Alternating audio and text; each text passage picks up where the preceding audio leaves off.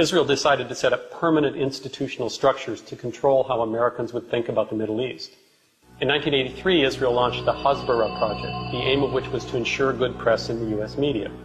The goal was to train Israeli diplomats in communications and public relations. For example, they trained press officers in Israeli consulates in the U.S. to ensure that American journalists would write stories favorable to Israel. As one of these press officers said in the 1980s, he had breakfast, lunch, and dinner with journalists, and that a typical day would involve conversations with producers at leading news and TV talk shows about the content of the program. He described it as, in fact, quote, a joint formulation of ideas. This targeting of the American media goes on in the present day. The abuse against a journalist is something you just have to take into account. If you both literally and metaphorically, if you work in the Middle East, you've got to take the sticks and stones. What I object to is that my American colleagues don't seem to be prepared to do that.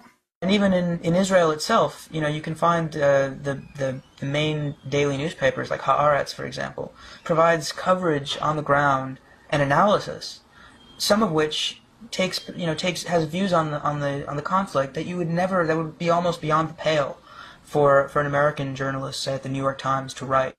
The main major television news networks and newspapers in the United States have long ago